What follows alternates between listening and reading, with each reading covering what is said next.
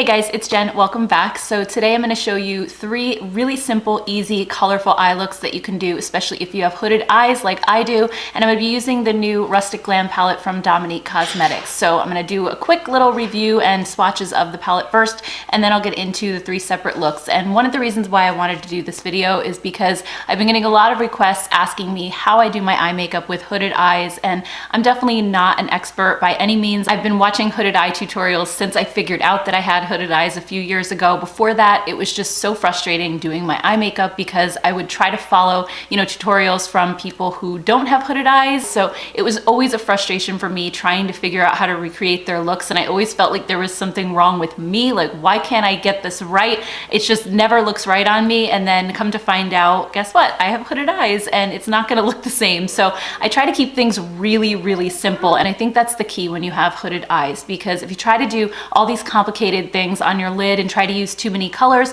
what happens is that lid is going to fold back in and then everything gets all muddy and kind of blends together, and it's just not going to look the way it did when you first created it. At least that's what always used to happen to me. So when I do looks, I use 2, maybe 3 colors at the absolute most and just really, really work on blending. And also when it comes to color, I'm a little bit shy when it comes to color. I've always been a really neutral fan for the most part, browns and grays and bronzes and maybe rose gold, but nothing too bright or colorful. But even when I use color, I try to keep it very simple and very easy. So if you're like me and you don't really venture into color that much, but you want to try it out, this will be the video for you, because I'm going to show you how I use some of the brighter colors in this palette and just kind of sheer them out and make them look less vibrant. I know that's kind of the opposite of what people are usually doing here on YouTube, because most of the time people are trying to create that intensity and, wetting their brush and trying to make everything look bold and as bright as possible. But for me, I'm actually doing the opposite and trying to kind of just tone down those colors, wear a little bit of color, but nothing that's going to totally jump out at people, just enough to add that little pop of color, nothing too dramatic. So anyway, let's go ahead and first get into the review of the palette. So this is the palette right here. Beautiful, beautiful packaging. This is my first Dominique palette. A lot of you guys have been recommending Berries and Cream, and that was actually the first one I was planning to buy from this brand until this one came out, and it just was so beautiful. It spoke to me. Here's the inside. It has some really interesting colors in here, really unique tones that I don't have in other palettes, especially this kind of greenish gray right here. It's such a unique and interesting shade. Also, these blues right here, this one and this one, are pretty unique to this palette, I would say. Unfortunately, they look almost the same once they're on your eyes, so that was kind of like a disappointment for me, but they are really gorgeous. I feel like this one is just like a slightly darker version of this one. It's really, they're very similar. You also have 3 neutral shades right here, and then also like a matte ivory. You have this warmer orange here, you have this beautiful shimmery green, and then you have a purple and a pink. And when you look at the palette overall, it looks a little bit disjointed because it's not like one color story. You have your warm tones, you have cool tones, it's all kind of mixed up. But once you see the looks that I do, you'll see like how I just basically took 2 colors to make each look. Like I do a look with just these 2 greens right here. I do a look with this orange and bronze shade, and then I'm also going to be doing a look with a couple of the blue shades. So I just kind of broke it up that way to keep things really, really simple. So anyway, let's go ahead and look at some swatches. And swatch wise, this looks beautiful. The pigmentation is really there. It's super strong. The shimmer shades are really, really buttery. They don't have a lot of fallout to them.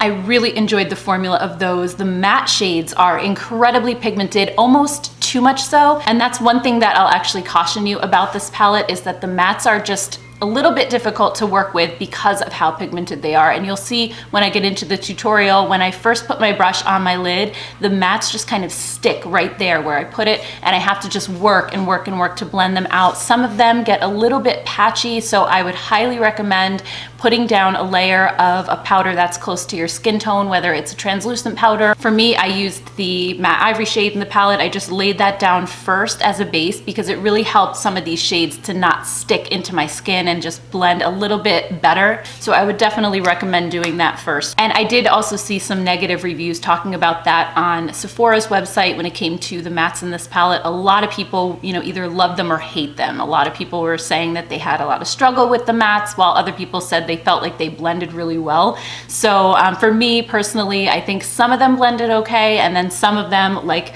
this one for example, and also this brown right here, kind of like the darker colors, I had a little bit more trouble with. So just something to keep in mind. All right, so now let's go ahead and move into the 3 looks. So the first one is gonna be with this orange shade right here, which is called Desert Queen, and then this coppery bronze called Bohemian. So first I picked up the shade Desert Queen on my Zoeva crease brush and applied that just to my crease and also above my crease up to, not my brow bone, but like the part where my brow sticks out, like in the socket area. And I just bring it above my crease because when you have hooded eyes, if you stick to where your natural crease is, when you open your eyes, you're not gonna see the eyeshadow at all. So I put it a little above my natural crease. And I think where you place it's gonna be a little bit different on everybody. The first few times I tried doing this, I just would keep opening my eye and looking and seeing if, you know, I could still see the shadow above my eye. If I couldn't, I would make it a little higher until I found the place that I wanted it to stop. And I felt like this matte shade blended out pretty easily. I didn't have any issues with this one at all. And then I picked up Bohemian just on my finger and patted that onto my eyelid almost all the way across.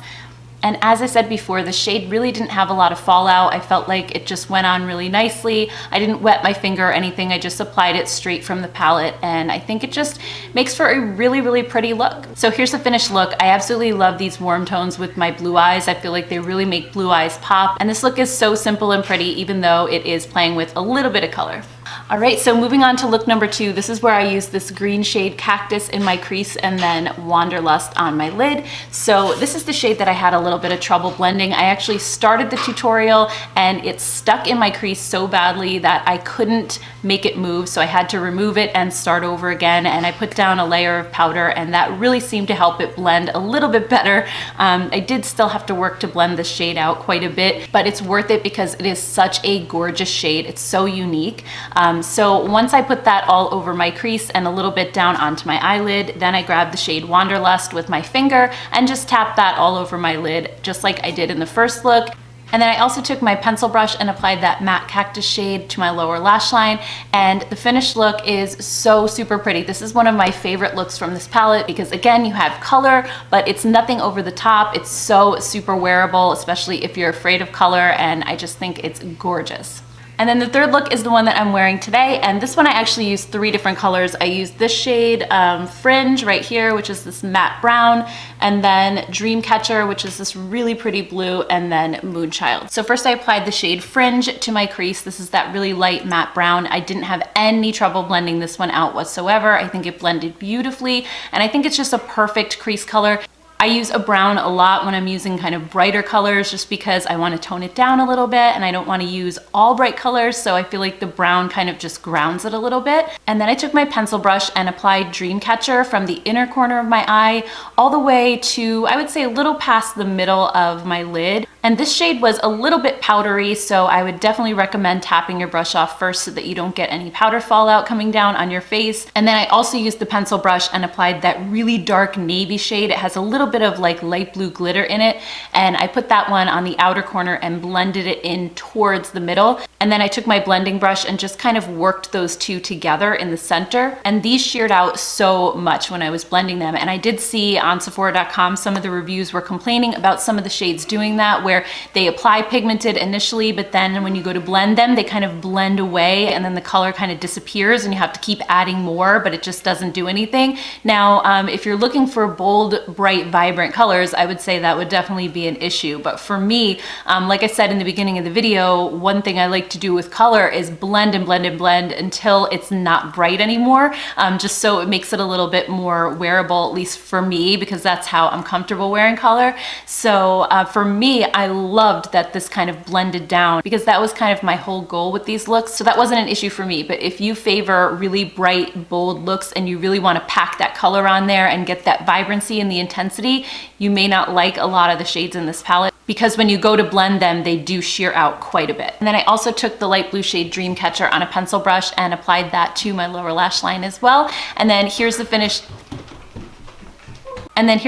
look. I'm not normally a blue eyeshadow fan, but I really like the way that this came out. I feel like it's really wearable and easy. All right, guys, so those are my 3 simple and easy looks with the Rustic Glam palette. I hope you enjoyed this video and found it helpful. If you did, don't forget to give it a thumbs up. And also, I would love to hear your thoughts on this palette. Did you end up buying it? Have you been using it? Are you thinking about buying it? I would love to hear your thoughts. Thank you all so much for watching, and I will see you in my next video.